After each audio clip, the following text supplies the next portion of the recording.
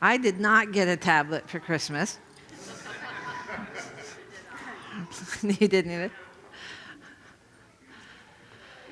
How many remember this slide about our Luke series? How many were here with us in October before the snow? Okay, this was the original slide for our series, and we changed it to snow and a Christmas tree and stuff during Advent. But guess what? It's Christmas. Advent has been completed. We're in Christmas. We're going back. How many of you remember the 6 weeks of everything we talked about before we came here? Lucky for you.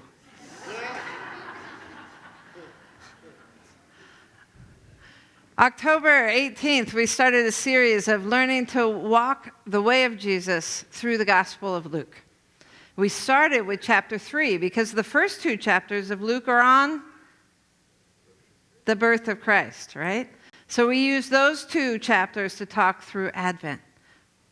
We did. We framed Advent around those first 2 verses of Luke. So when we started in October, we started on the 3rd. That was a brain idea, wasn't it? Good one, right? So the baptism was one of the first stories that we dealt with in chapter 3. Just to kind of give you a flow of where we are and some of the things we've been talking about so that today doesn't take you completely by surprise. All of a sudden we have a brand new baby and the baby's already out there witnessing to a new way of being in the world. So I'm going to walk you through a little bit of how we got here. Baptism first. Luke very clearly says that baptism for Jesus was a repentance for the forgiveness of sin, which means that Luke thinks that Jesus was in fact a repentant sinner as well as a saint. You can be both saint and sinner in Luke's gospel. And sometimes that can be very confusing. It can conflict with one another. But as Jesus sees us, or as God sees us, we're both simultaneously. And that struggle with being both saint and sinner is exactly what Jesus had to face when he went back to his own hometown in chapter 4 and did some preaching there. Because in their eyes, he's still that little hellion child he was growing up, right? More the sinner than the saint. And they can't really see the saint in him, but they are amazed at what he's doing, but they don't quite trust it. Eric suggested in that week in this discussion that the reason why Jesus seemed like such a problem child was most likely because he understood that he had some kind of a calling, but he wasn't mature enough to be able to figure out what yet, or what to do with all the impulses and the direction that he feels called to be, but doesn't know what to do with it yet. That's why he was always considered a problem child for the people around him. But as he grew up and lived into his calling, signs of his destiny were already apparent in his childhood. But you don't know that until you're looking back at it sometimes. So in chapter 5, we have Jesus all grown up and calling disciples. And if you remember, how many of you were here that day when Eric threw a whole bunch of fresh fish on the chancel, right? Yeah, pretty stinky by the 11 o'clock service, I must say.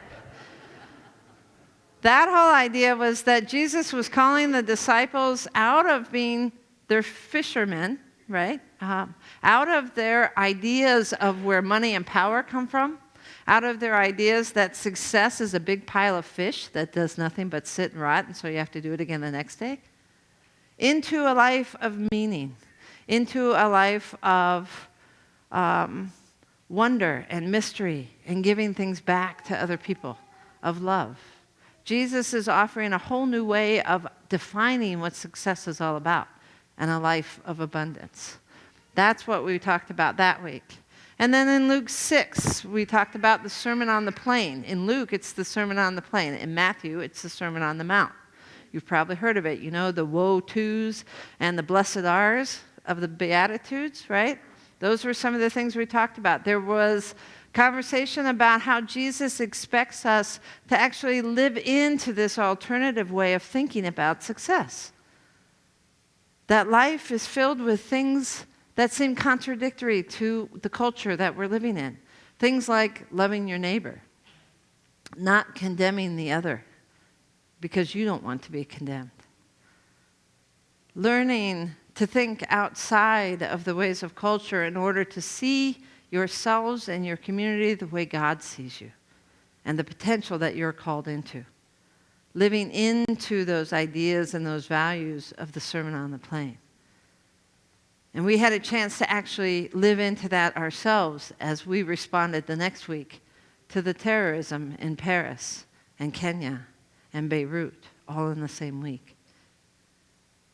We talked about how the Sermon on the Plain and living it, even when it's not a culturally accepted thing to do, gives us a way to break through our habits of responding to violence with violence, and instead gives us an alternative view of what it means to love your neighbor, and what a radical approach that is to life, and how that fills us with a whole new definition of what success and meaning in life is all about.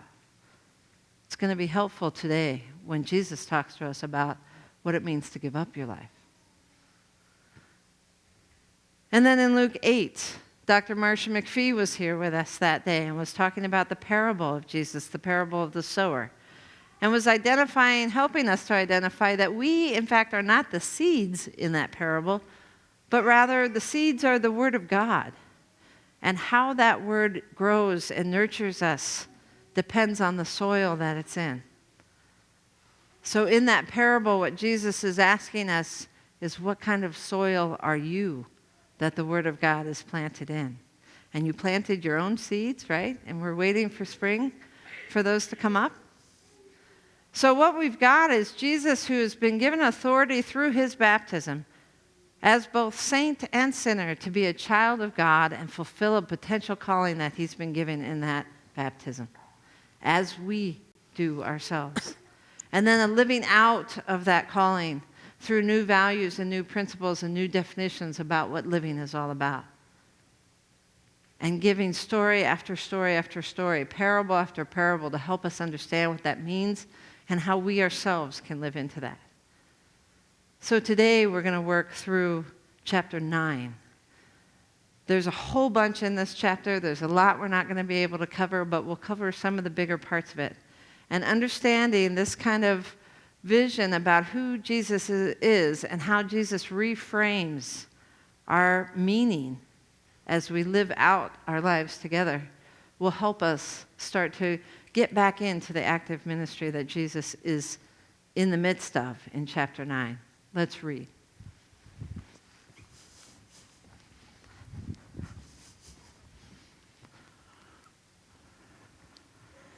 Once, when Jesus was praying alone with only the disciples near him, he asked them, "Who do the crowds say that I am?" They answered, "John the Baptist," but others, "Elijah," and still others, that one of the ancient prophets has arisen. He said to them, "But who do you say that I am?" Peter answered, "The Messiah of God." He sternly ordered and commanded them not to tell anyone, saying, "The Son of Man must undergo great suffering and be rejected by the elders, chief priests, and scribes, and be killed, and on the third day be raised." Then he said to them all, "If any want to become my followers, let them deny themselves and take up their cross daily and follow me. For those who want to save their life will lose it, and those who lose their life for my sake will save it. What does it profit them if they gain the whole world but lose or forfeit themselves? Those who are ashamed of me and of my words, of them the Son of Man will be ashamed when he comes in his glory and the glory of the Father and of the holy angels. But truly I tell you, there are some standing here who will not taste death before they see the kingdom of God."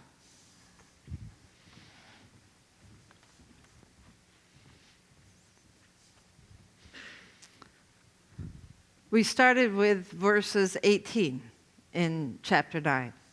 But before that, in verses 1 through 17, there was a lot going on already.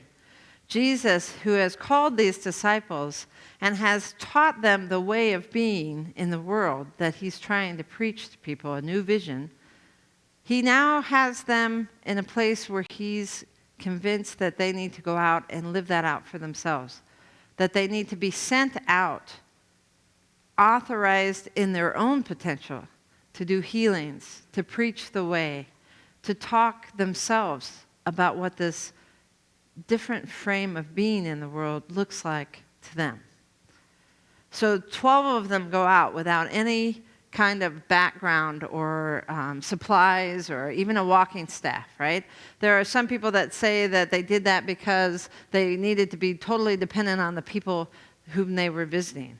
Bruce Van Blair's understanding of this is that the reason why they went out without anything is because Jesus wanted them to blend into the town that they were and didn't want them to look like visitors, right? Like travelers. If you're carrying a walking stick, it's likely you're a tourist, right? You're walking from place to place. So the less you take with you, the more you rely on the generosity of local people, the less likely you're going to stand out and the less the authorities are going to be watching what you're doing. So it becomes even more kind of radical that they're in this place speaking of a new way of being if no authorities are threatening to shut them down before they even get their first words out. That makes a lot of sense to me. So I get it. So the disciples are out there doing their thing, and all of a sudden they realize they have potential of their own. They can do healings. They're preaching the word. It's not just Jesus out there anymore. They're in the midst of it as well. And they're amazed by that. So amazed that when they actually return, there's 5,000 people sitting in a field waiting for them. And their next miracle is having to feed all these people. And 5,000 was just the men. What about the women and the children and everybody else that comes to hear them preach? That's a lot of people to feed. That's usually known as the miracle of the feeding of the 5,000, right? And it is a miracle. Bruce Van Blair, when he talks about it in his commentary that we read for our small groups, Bruce talks about it. It is, in fact, a miracle. It's a miracle of community. It's the miracle that happens when people come together and the Spirit is nearby. Generosity and sharing abound. And so feeding each other and sharing what you have with one another makes it possible for us to live with one another with all of our gifts mixed together enough to feed us all. So those things are already happening in Luke before we even get to our verses today. And there's a lot more that happens even beyond our verses today, and it all happens in chapter 9. It's a huge convergence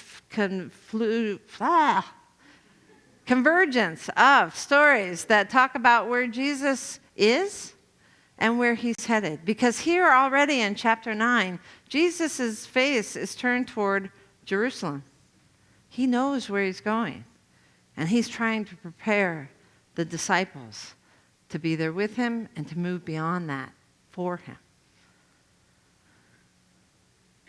So after feeding the 5,000, they need time on their own. Jesus takes his disciples and goes out to meditate.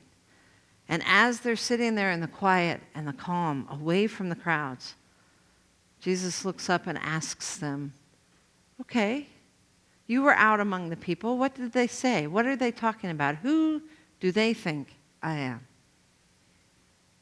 And Peter answers them and says, well, some say you're Elijah, some say you're Moses, some say you're a prophet that's yet to come back.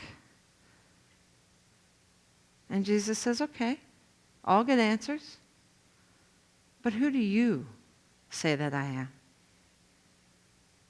In the midst of what has just been experienced by you, in the midst of the crowds, in the midst of your ministry out there, without me, what have you experienced of the Spirit?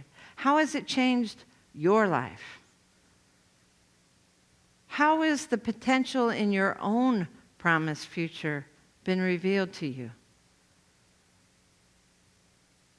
And how will you know any of that? By answering the question, who do you say that I am? Jesus is asking his disciples to identify who Jesus is and by what authority is he preaching. Who is he? And how does his identity help inform our own? When we claim who Jesus is, we're able to see ourselves through Jesus' eyes, and our potential becomes apparent. Jesus is getting his disciples ready to have confidence in themselves and their own ministries in the world, to speak to the way of God, a completely different way of being in the world, a completely different definition of what success is, of what love is, of what compassion is, of how life has meaning. So when Jesus asks, "Who do you say that I am?" he's asking, "And who are you in the midst of that?" Almost 100 years ago, we have a story that lives this out, that lives out this question. But in the midst of that, he's explaining to them that as you live into your new potential, it's not going to be an easy thing. They say, "We think you're the Messiah." And so for them, when they say that, they think things are going to be easy. We've got the Messiah on our side. Life is good, right? We're in the forefront, cutting edge, and we've got Christ beside us. But Christ says to them, "The Son of Man," it's Jesus, right? He's not yet the Christ. "The Son of Man must undergo great suffering and be rejected by the elders, chief priests, and scribes, and be killed, and on the third day be raised." That's that new measure of success. You on board? Sounds like a lot of fun, doesn't it? Their ideas of what they thought they were getting into have just crashed and burned. By identifying who Jesus is, they're starting to get a clear picture of who they are in the midst of that. And on top of that, he's just been born. He's already talking about dying. And it's not just his death.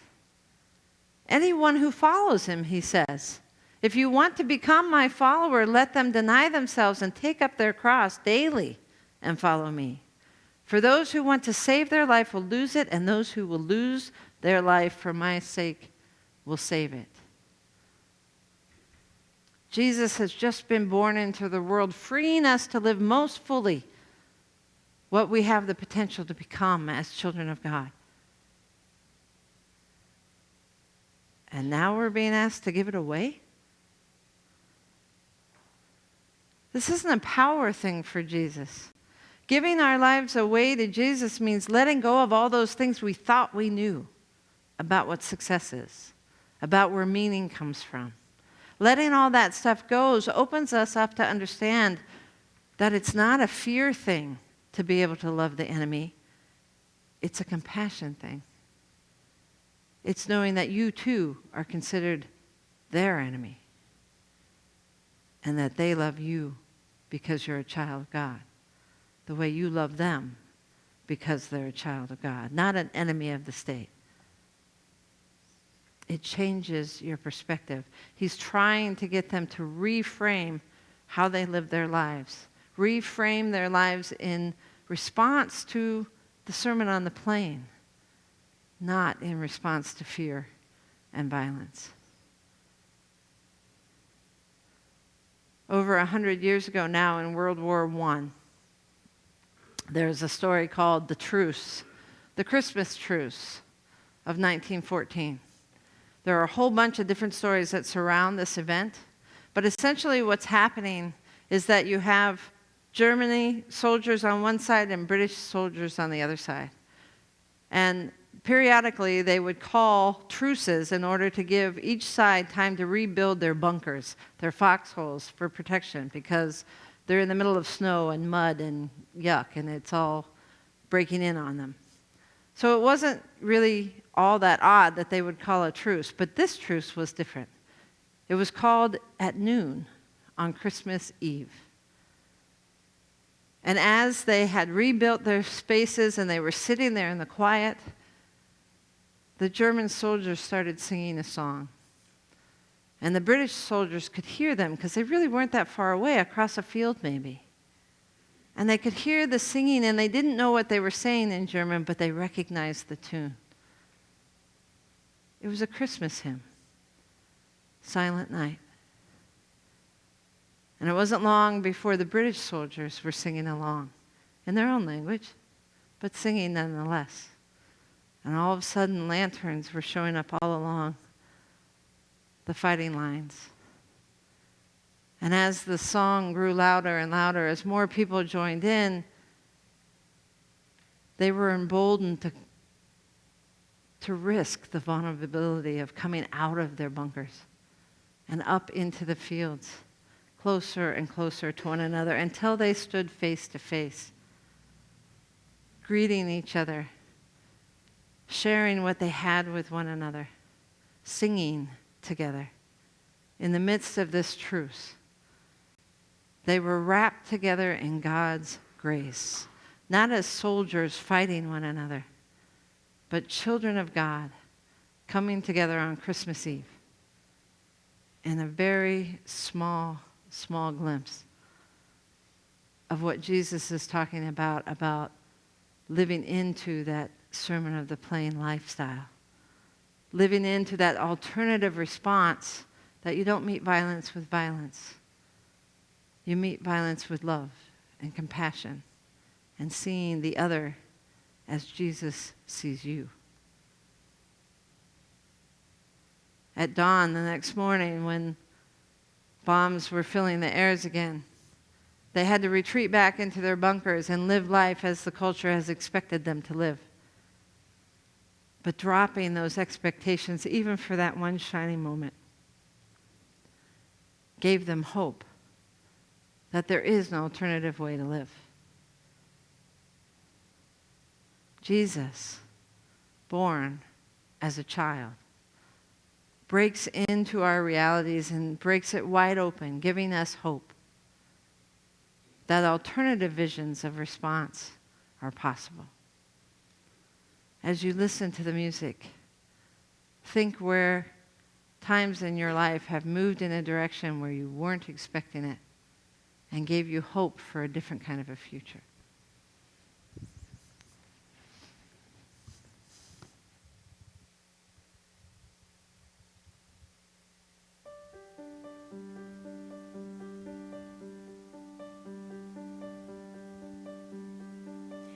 Oh, the snowflakes fell in silence over Bellawood that night, for a Christmas truce had been declared by both sides of the fight. As we lay there in our trenches, the silence broke into by a German soldier singing a song that we all knew. Though I did not know the language, the song was Silent Night. Then I heard my buddy whisper, all is calm and all is bright. Then the fear and doubt surrounded me, 'cause I'd die if I was wrong. But I stood up in my trench and I began to sing along.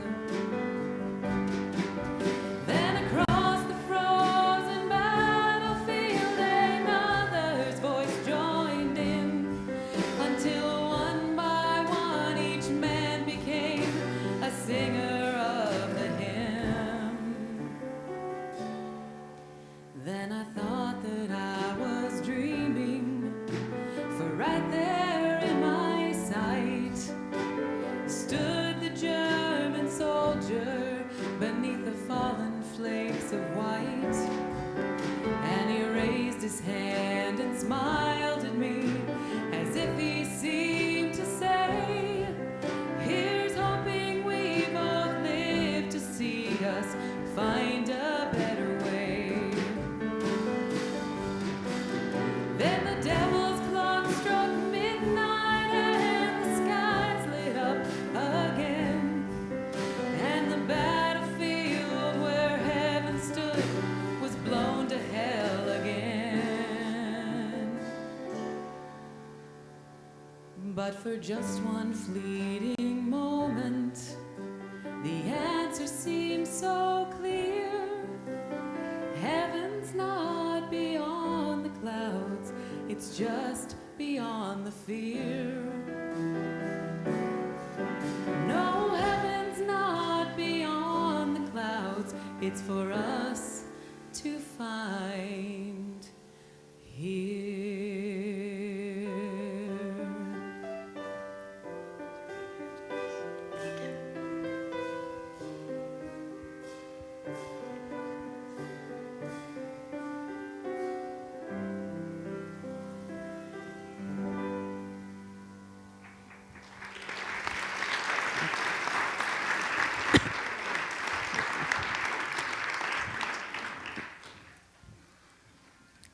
Now, about 8 days after these sayings, Jesus took with him Peter and John and James and went up on the mountain to pray. And while he was praying, the appearance of his face changed, and his clothes became dazzling white. Suddenly, they saw 2 men, Moses and Elijah, talking to him. They appeared in glory and were speaking of his departure, which he was about to accomplish at Jerusalem. Now Peter and his companions were weighed down with sleep, but since they had stayed awake, they saw his glory and the 2 men who stood with him. Just as they were leaving him, Peter said to Jesus, "Master, it is good for us to be here. Let us make 3 dwellings, one for you, one for Moses, and one for Elijah," not knowing what he said. While he was saying this, a cloud came and overshadowed them, and they were terrified as they entered the cloud. Then from the cloud came a voice that said, "This is my son, my chosen. Listen to him." When the voice had spoken, Jesus was found alone, and they kept silent, and in those days told no one any of the things they had seen.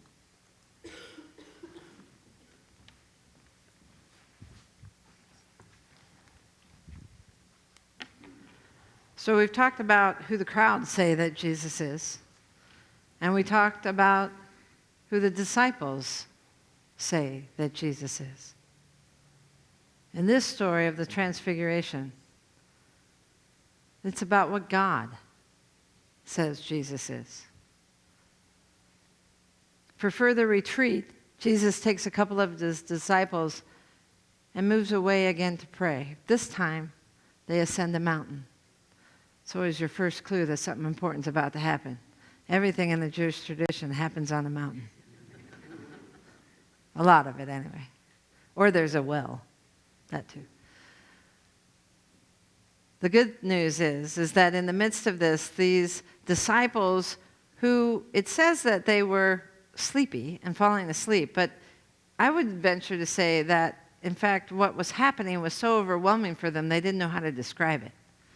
And so they weren't sure if they were sleeping or if they were dreaming or if they were actually seeing what they were seeing. So here's Jesus retreating to pray, and his true identity is released in that praying, right? He lights up, he glows, he radiates light. It's not Jesus who's being transfigured here. It's the witnesses who are watching it. Jesus' true identity is being revealed to the disciples who are there watching. And all of a sudden, there are 2 figures standing together with Jesus. Moses, the founder of the covenant, right? The law of the Jewish tradition. Very steeped in admiration and tradition and pride of the Israeli people, right?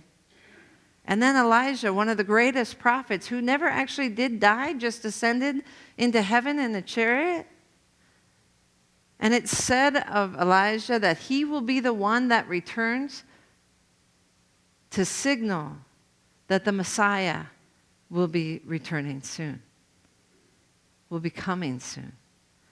So you've got these 2 major Jewish tradition figures standing beside Jesus, letting that signal out that Jesus stands firmly in the midst of that tradition, fulfilling it, bringing it to its fullest potential. And yet what God says is, "This is my son, my chosen. Listen to him." Who is Jesus? The one who God gives all the authority to. The tradition is a fabulous thing. It helps us figure out who we are and what we're doing, how we might take our next steps. For the Jewish community, the law was everything. The prophets, always helping us to figure out those confusing issues and how we might take steps into those so that we stay on the path. But if there's ever a decision that comes down to choosing between the tradition and the Spirit, God says, the authority lies with my Son, my chosen one. For God, Jesus is the fulfillment of the law. So all decisions from here on out, if there's any question, you follow Jesus. This is what the disciples are witnessing, this experience of the Spirit that can't be undone once they've seen it. Once you experience that Spirit, once you've lived that experience, you can't not know it. You can't help but be changed by it. You can't help but be led by it into a whole new way of being. These disciples were the ones being transfigured, transformed into a new life.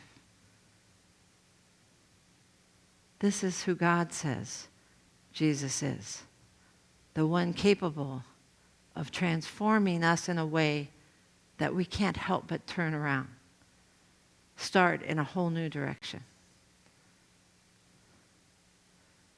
What does that mean for our lives, for our decisions? How does a lived experience of the Spirit change who we are? Sometimes we don't even call it the Spirit, but there's lots of times in our lives where something has been revealed at us in a way that we can't ignore it. We already know it. We can't unknow it. Will Howell gave the Book of Creation video last week. This week he has another one about such a lived experience and how for him it gave him the clarity to move forward in a whole new direction. Let's listen.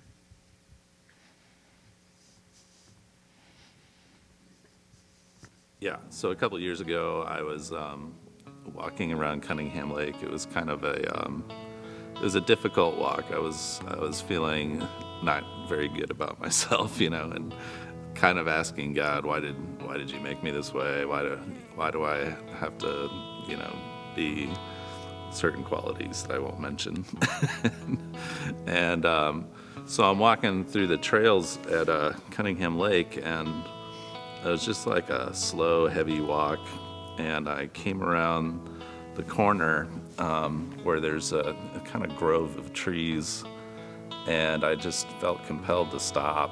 And I'm stopped, and I'm looking down, and just kind of feeling miserable.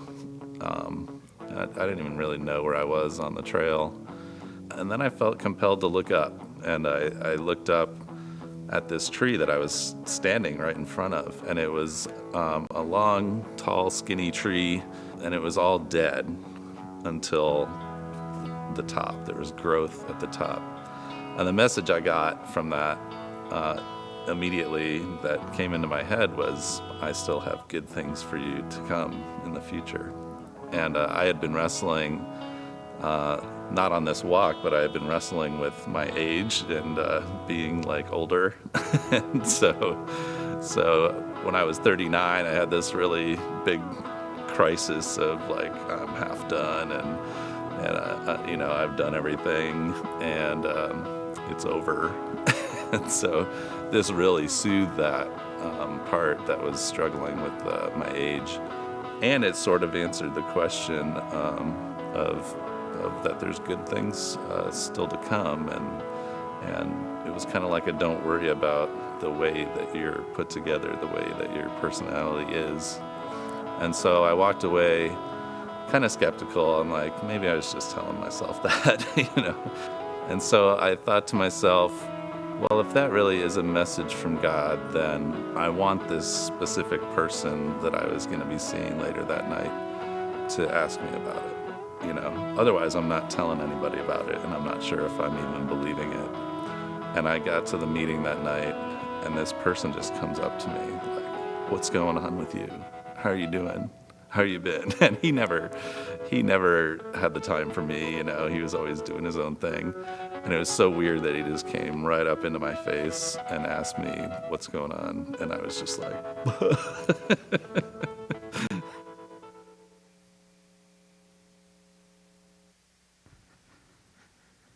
So during this Christmas season, how will you answer the question, who do you say that I am? What difference does it make that a baby was just born? How does that change who you are? How will discovering who Jesus is for you change what you think about yourself? How will it change your actions, your decisions, your choices? Will you become a person who, out of love and compassion, can open their doors to strangers, to refugees, instead of living and defining yourself through fear? Will you be the person who Jesus sees, the one who will stand up for the oppressed, knowing that they will stand up for you when it's your turn? Will you be able to have conversations with people who you know don't see things the same way you do, but nevertheless are loved by God? And will that change how you have that conversation? How is defining for you who Jesus is help you define for yourself who you might become? Jesus is asking us, do you trust me with your life? Who do you say that I am?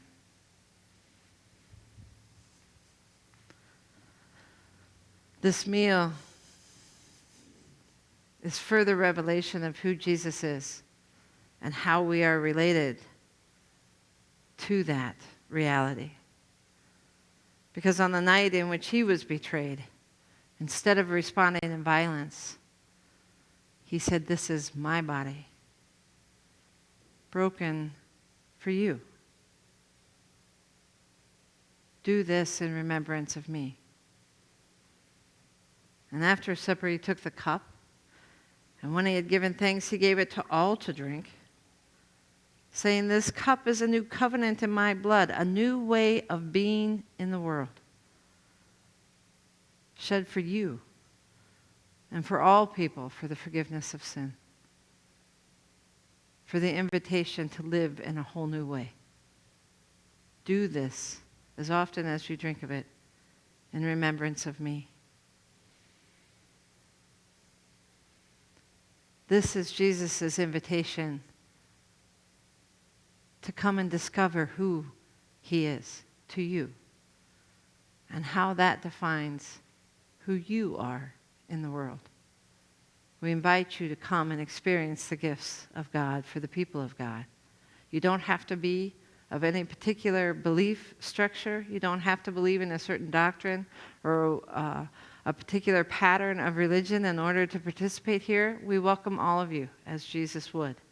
And if you choose not to participate, that's okay too. If you choose to participate from where you are in your pews, just raise your hand. Our deacons will find you, and you can partake there where you are. But if you choose to come forward, we ask that you pull a piece of the bread from the loaf and dip it in the juice. And as you take it in, you ask yourself that question: who do you say that I am? And how does that define who you are? I invite our servers to come forward. And as we prepare this meal, let us speak together who we are as a community of God's love. We are an open and affirming family of faith, welcoming all to God's table of love and acceptance. We are diverse, yet united by Christ's example.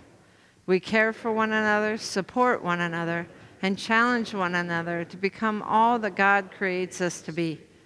We work together to nurture our community and to promote peace and justice in our conflicted world.